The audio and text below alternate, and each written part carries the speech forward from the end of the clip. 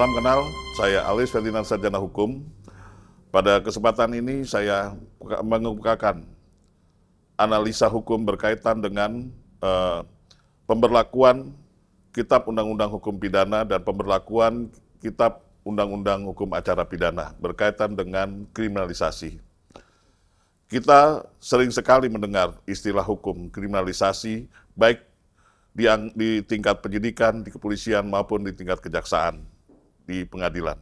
Dengan telah berlakunya Undang-Undang Nomor 1 Tahun 2023 tentang Kitab Undang-Undang Hukum Pidana yang telah dilengkapi dengan keluarnya Undang-Undang Nomor 1 Tahun 2026 tentang penyesuaian pidana, berikut dengan hukum acara pidana sebagaimana Undang-Undang Nomor 20 Tahun 2025 tentang Kitab Undang-Undang Hukum Acara Pidana pada tanggal 2 Januari 2026 telah membawa angin segar bagi masyarakat Indonesia bahwa tindakan kriminalisasi yang dilakukan oleh penegak hukum diharapkan tidak akan terjadi lagi di bumi Indonesia tercinta ini.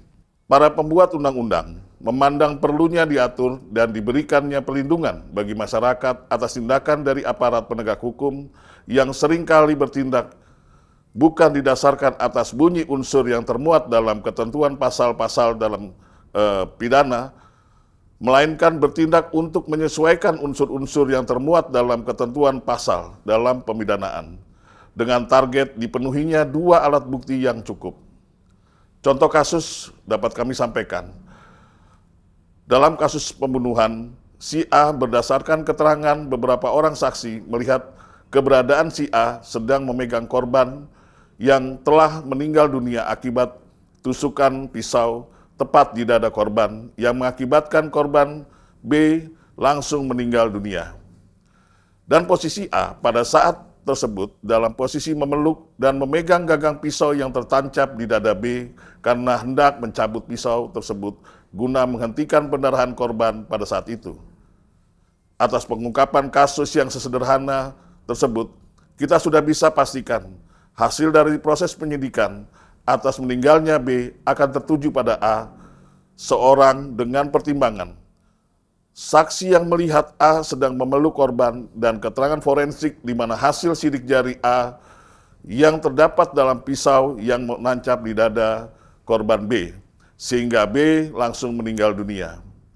Padahal dalam teori penyidikan, penyidik harusnya mencari bukti lain untuk mematahkan bukti yang telah ada tersebut, guna mencari fakta secara nyata seperti ada tidaknya CCTV di tempat kejadian maupun di sekitar tempat kejadian, saksi-saksi di sekitar tempat kejadian, dan masih banyak lagi yang pasti bisa digali dalam proses penyidikan. Sehingga penyidik dapat meyakini secara pasti bahwa Allah yang benar-benar sebagai pelaku pembunuhan terhadap B.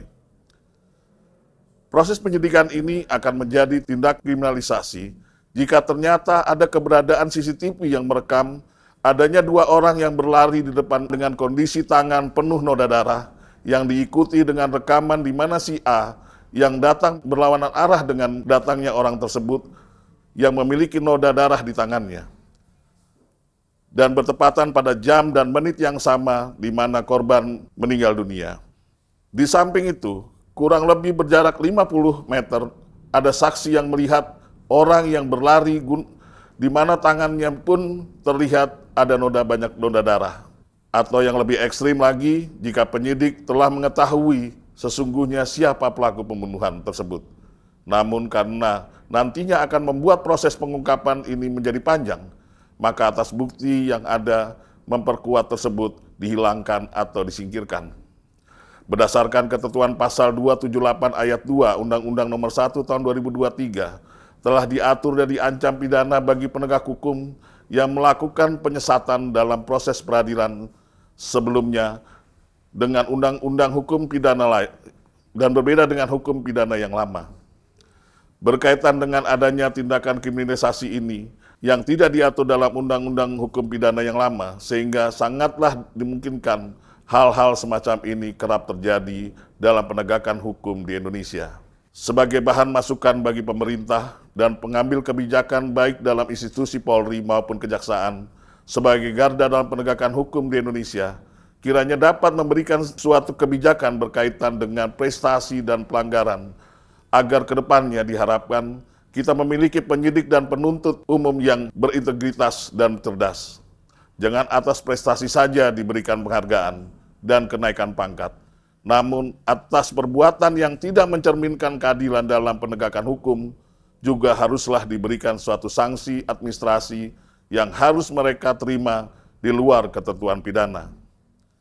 Kita semua berharap adanya salah tangkap atau tindakan-tindakan lain yang menimbulkan penyesatan dalam penegakan hukum dapat dihilangkan di Indonesia tercinta kita ini. Mari kita sama-sama sebagai anak bangsa untuk mengawal penegakan hukum di Indonesia. Sekian, terima kasih.